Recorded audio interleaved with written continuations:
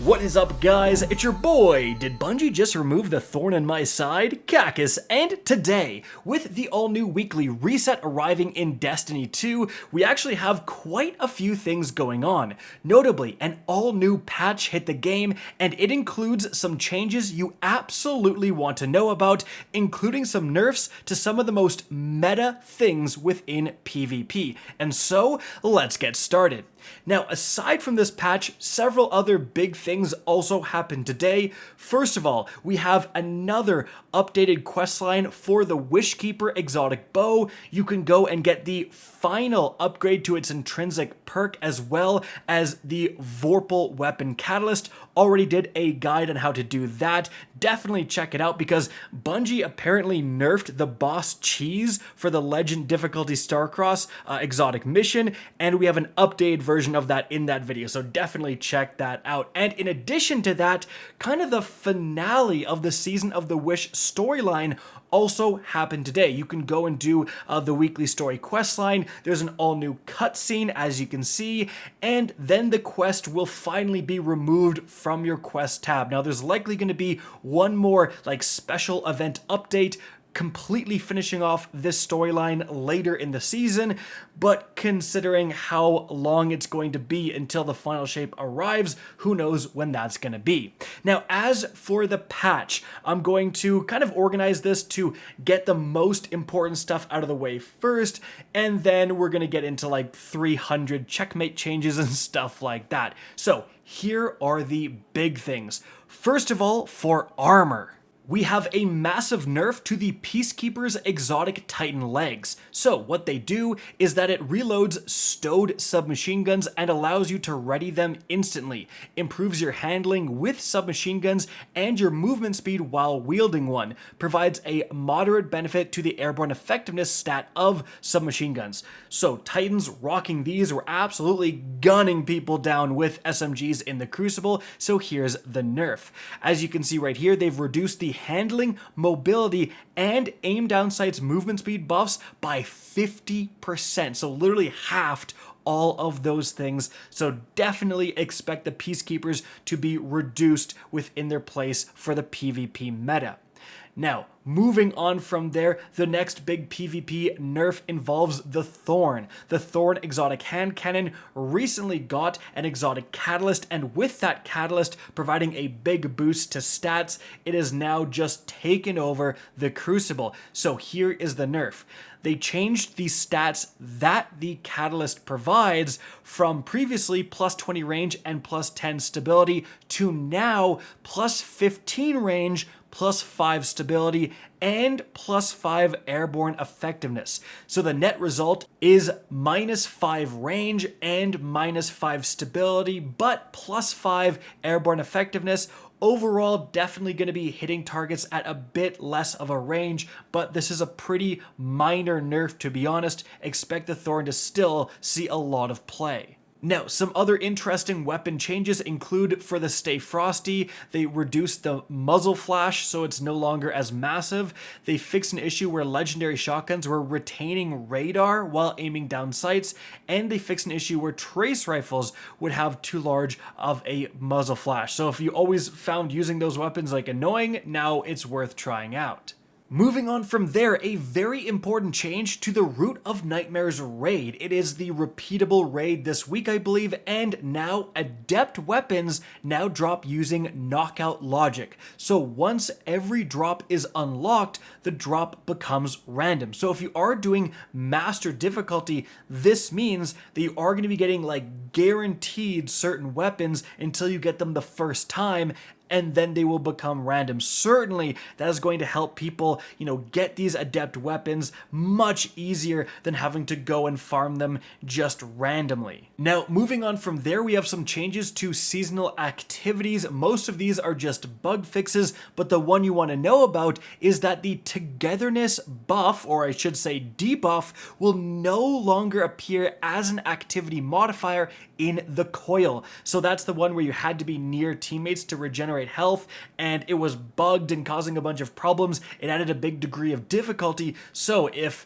you were having trouble in the coil thanks to this debuff, well, you're not going to get it anymore. But then guys, moving on from there, we have a lot of changes involving the Crucible. First of all, in terms of playlists, as of this week, Checkmate has been moved back to the Labs node for continued iteration with the update tuning detailed below. Next week, we will feature 3v3 Clash, which has been modified to reflect a fan favorite from the original Destiny, Skirmish, so revives are enabled. We will run one more Checkmate Trials lab later this season on February 9th with the new tuning, but Checkmate is not currently planned to be in the control node again. Interesting. Then, the next Iron Banner, there will be an unmodified mode, example Clash, Zone Control, or Supremacy, as opposed to Scorched, Momentum, or Mayhem in the 6v6 quick play node, so that those who do not wish to participate in Iron Banner can still find the standard Destiny 6v6 PvP to play. I know that was a big complaint for a lot of people.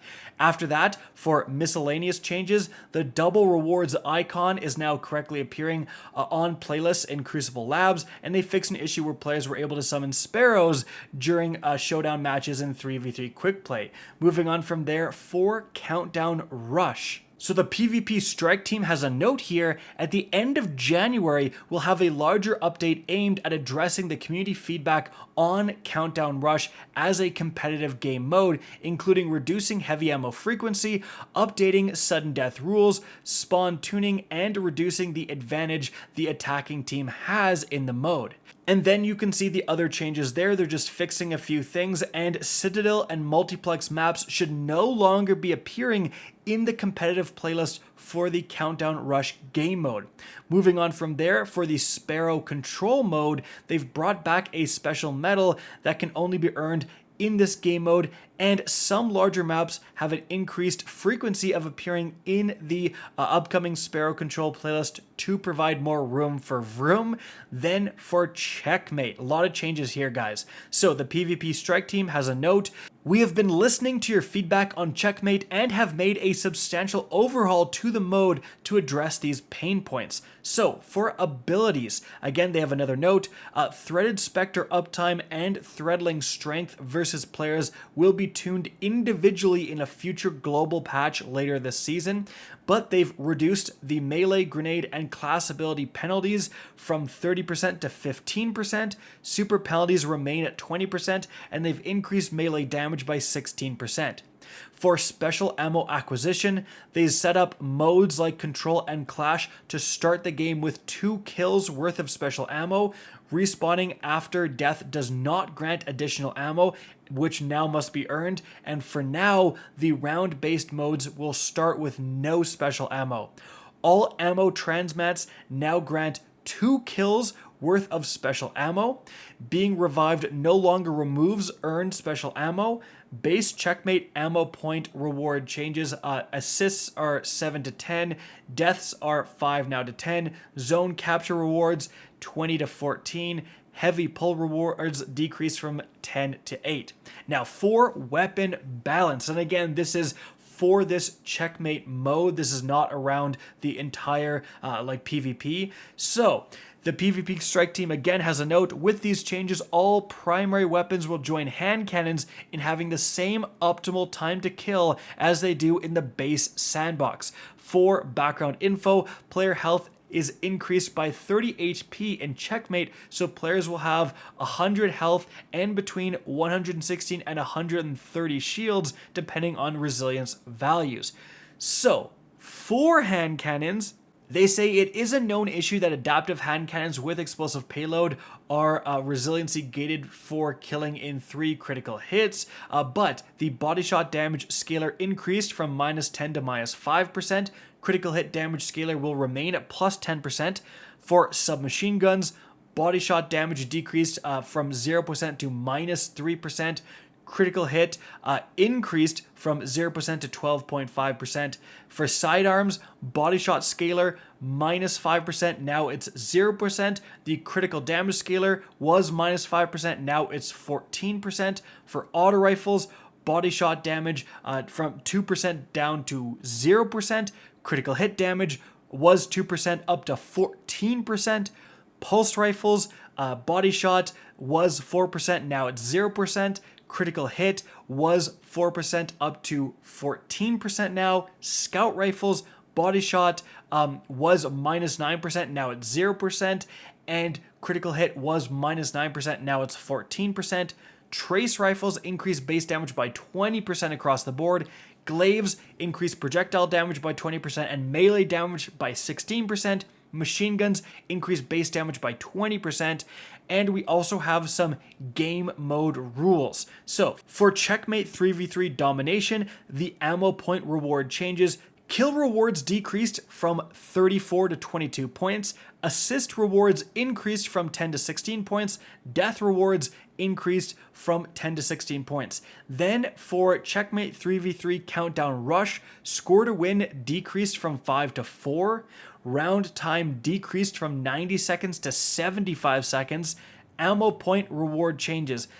Kill rewards decreased from 20 to 14, assists from 10 to 12, and deaths from 5 to 10.